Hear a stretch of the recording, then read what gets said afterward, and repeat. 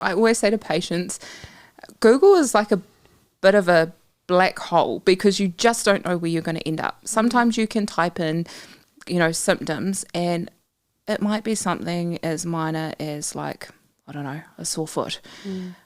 That could come back telling you that you need that leg amputated. That could come back telling you you've got sepsis and, you need to get to hospital now.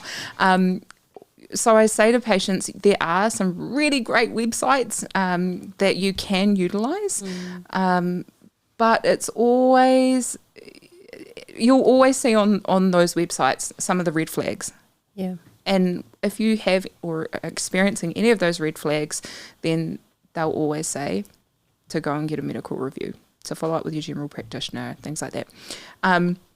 We have some amazing resources in New Zealand, different hotlines you can call, things like that are also really helpful. So you can actually do like a phone assessment over the phone with a nurse, and then she'll triage you and then give you advice. Or they even have, some places even have virtual GPs now that you can tap into.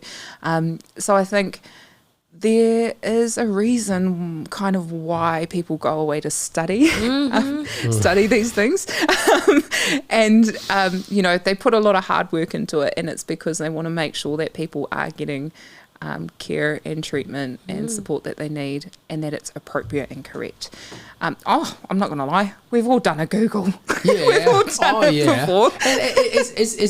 And does it happen that doctors also do that quick research while with a patient? It could happen, right? So sometimes what will happen is, because health is forever changing, and that's the thing that I personally love about health, is that nothing ever stays the same. Research constantly changes, science constantly changes. So sometimes what you might see is that they get online to look up, might be recent research that's come out, new forms of treatment. Treatment's a big one because, we're so fortunate that we live in a day and an age where we've got access to so much equipment. There's constantly new research coming out. And so sometimes it's about them trying to see, is there anything new that I need to be aware of? Is there any new treatments, any new diagnostic tools that might be really useful for this patient? That's particularly important with medications too, because medications are constantly changing. And one thing we hear quite regularly is that, and I totally understand this, is that patients often want to be on the least amount of medication possible. So we're very fortunate that sometimes we can have one medication that might treat two things.